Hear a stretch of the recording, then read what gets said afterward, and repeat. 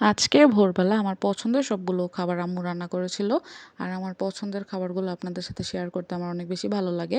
আসসালামু আলাইকুম everyone, welcome to my new blog video. তো আজকে ভোরবেলা হচ্ছে ঘুম থেকে উঠেই দেখি যে গরম গরম ভাত, তার সাথে হচ্ছে ধনিয়া পাতা দিয়ে শুটকির ভর্তা, কাঁচামরিচ দিয়ে। তো এরকম ভর্তা দেখলে তো এমনিতেই খাওয়ার রুচি বেড়ে যায়। তো এখানে দেখলাম যে বেশি করে পেঁয়াজ দিয়ে ভর্তাটা করেছে, আর এটা আসলে শিলপাটায় বেটে। তো ভোরবেলা এরকম গরম ভাতের সাথে ভর্তা খেতে কিন্তু অনেক বেশি ভালো লাগে। আর আমি এমনিতেও অনেক বেশি ভর্তা লাভার। খাওয়ার শুরুতে ভর্তা ভাজি হলে অনেক বেশি ভালো লাগে।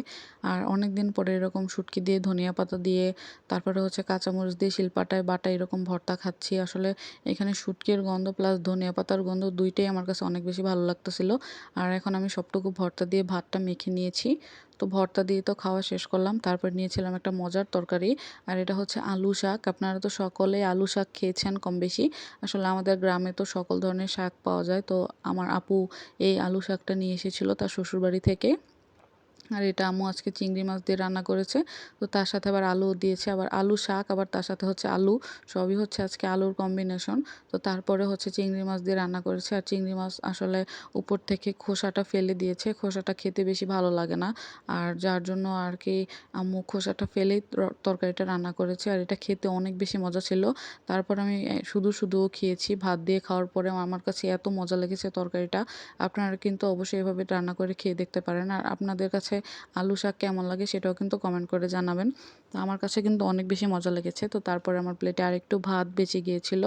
তো এখানে নিয়েছিলাম হচ্ছে রাতা মুরগি। আর এই মুরগিগুলো কিন্তু অনেক বেশি পুরনো হয়, যার জন্য অনেক বেশি শক্তও হয়ে থাকে। তো আমি এখানে অল্প ভাত যেহেতু 1 পিস মাংসই নিয়েছি। আর নিয়েছিলাম 2টা চামড়া। আসলে এই রাতা মুরগির চামড়াগুলো কিন্তু খেতে অনেক বেশি ভালো লাগে। এই মুরগিগুলো যেহেতু অনেক দিন বয়স হয়, চামড়াগুলো অনেক বেশি পাত্তি হয়ে যায়, যার জন্য খেতে অনেক বেশি ভালো লাগে। আর তার সাথে ছিল হচ্ছে আলু। আর আলু দিয়ে এই মুরগিটা রান্না করেছে। আর আলু দিয়ে আমার কিন্তু মুরগির মাংস এরকম ঝোল ঝোল রান্না করলে খেতে অনেক বেশি ভালো লাগে। আর এই মুরগির চামড়াটা অনেক বেশি মোটা ছিল, যার জন্য খেতে আরও বেশি ভালো লাগতেছিল। মানে চাবানোর সাথে সাথে একটা ভুঁড়ির মতো ফিল পাচ্ছিলাম। তো যাই হোক, ভাতগুলোকে এখন ঝোল আর আলু দিয়ে ভালোভাবে মেখে নিচ্ছিলাম।